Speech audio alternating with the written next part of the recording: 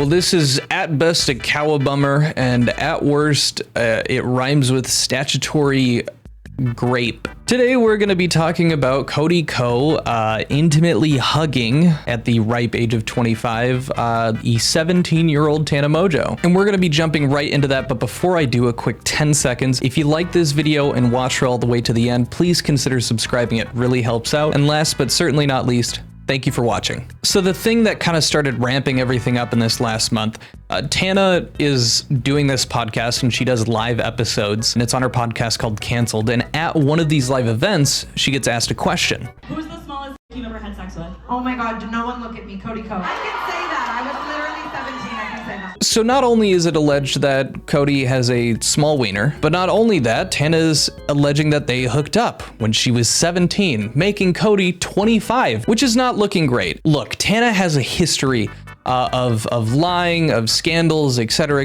and people have been kind of using that as a bit of pushback to these claims. And you know what? That's totally fair if this was maybe just a one-off thing she said at a public podcast thing. Still a crazy thing to just throw out into the open, might I add, even if you've got a history of lying. This seems like pretty dangerous thing to lie about in terms of slander, etc. But it isn't the only time she said it. In fact, she said it multiple times over the last few years, and then again reiterates and doubles down on it in a podcast that she put out after this thing has started to kind of pick up heat. I hooked up with Cody Co when I was 17 and he was 25. So that's her again confirming and doubling down and just kind of clarifying that, yes, I'm saying it again. I wasn't just saying it as a one-off. And previously, she has referenced this before, shouting out Cody Co as someone that she was hooking up with at 17, 18. I was 17 at the time, 18. I started kind of hooking up with other people. Shout out JC Kalen, shout out Cody Co. The older clip was back in 2021, so 3 years ago. Now, that is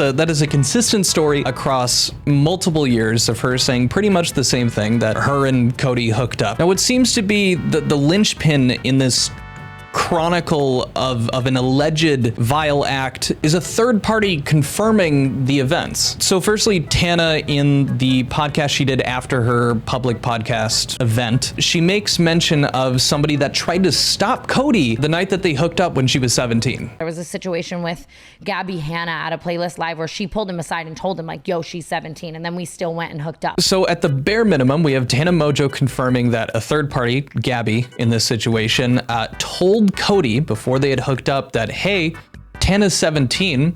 He heard that, and I know he knows English, and then still continued on to hook up with Tana. Pretty bad, pretty darn bad. Again, a lot of naysayers are gonna be like, well, Tana has a history of lying, etc. Again, crazy to be lying and having this much detail about it, but it's not just her. Matter of fact, through the superb research skills of D'Angelo Wallace and whoever was able to hold on to this, we have video showing Gabby talking about this incident years ago in the exact same way. One time, I told a guy, I saw him making out with a girl at a party who was underage, and I pulled him aside and I was like, hey man, you probably don't know, I know she like looks a little older, she's underage, watch it. And he's like, oh my God, thank you for telling me.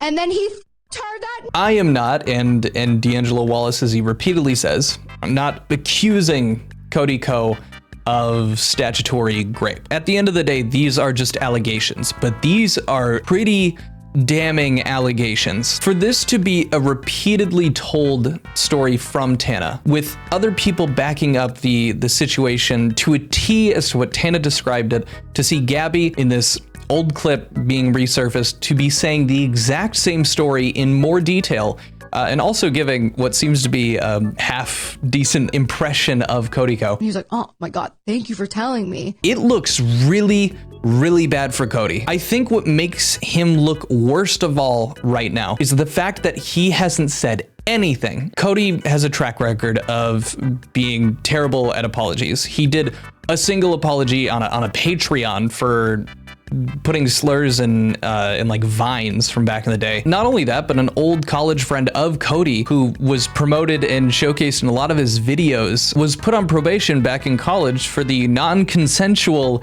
recording of a sex act with another student at the college. He then showed the video to other people at the college and then lied to the police about it, which means that, as D'Angelo Wallace eloquently puts it, at best, his friend committed an illegal sex act, or at worst is an alleged rapist. So it's not a good look. So he took him out of the videos, didn't do an apology, but he's going to the dude's wedding, doing a bunch of stuff with him and still hanging out, which is interesting. But this is just to showcase the fact that Cody Co has chosen and actively avoids apologizing publicly, or not considering Patreon public, or just outright just ignores the entire thing altogether. And that's exactly what he's been doing for this. Once this drama really started to pick up steam, you would go over to his YouTube, and his YouTube comment section has been so heavily moderated that there isn't a word about what's going on, except as of recent, people have started figuring out ways around it. As you can see here, people have resorted to trying to work around it. Bro, what's going on? Don't beat around the bush. You're a father now. Set the right example, etc. But before I saw these, I was looking at this yesterday. People have started writing in different languages to get around those barriers. There was one over here. Here we go. This is the one that I had seen. If you translate it, I am writing this comment in Hindi because in English it will get deleted. Any thoughts on Tana? And then the entire reply chain is just people talking about what's going on in different languages to kind of test the moderation system and try to work around it. And now people have kind of wised up and are just kind of talking around it or not saying the word specifically and coming up with very creative things like Cody Co, which is phenomenal. Nice job, Honey Bunno. But if you want a more unfiltered version of what his fans think, head over to his wife's channel because in her most recent video, people have been using that comment section to actually talk about it because she hasn't been moderating or blocking out the comments on her videos. And it's just people just kind of absolutely pouring their heart out, saying that, hey, you need to get him to address this, or both you need to, or something needs to be said because the silence is deafening. Now, personally, it sounds bad. In my own thoughts and my own personal things, this sounds very, very true. I'm going off of the allegations and from what I'm seeing, because I can't directly accuse the man of anything, in my own personal opinion, yeah, it happened, and he was fully aware of it beforehand. Gabby having said the exact same thing, corroborating it years ago before any of this blew up, before there would be any reason to actually like come forward with this stuff or like to try to get clout out of the situation. It's damning. I don't know how other way you can really spin this, and it sucks. I've loved Cody's content in the past. My buddies and I would watch him all the time. Him and Noel doing That's Cringe, like that was the funniest shit that we'd watch together. And to see somebody whose content I really enjoyed a lot come out to be this kind of person is just, it's just upsetting. I have said for a long time that I am pretty good at separating the artist from the art. And after some of these events where someone that I have really enjoyed the content of has come out to do one of these things, like Dr. Disrespect, like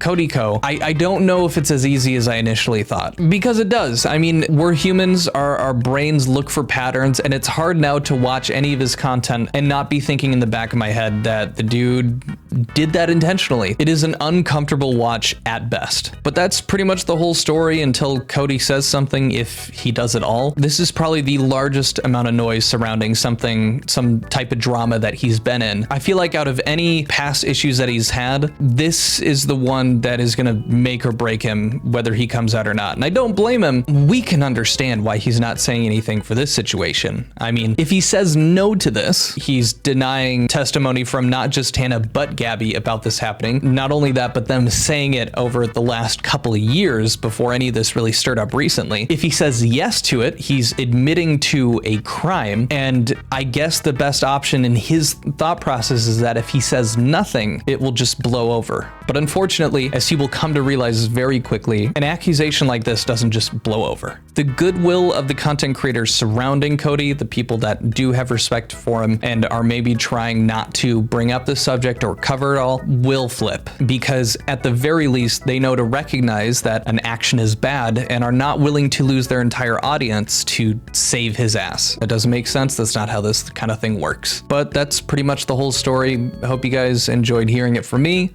and I'll see you guys on Thursday.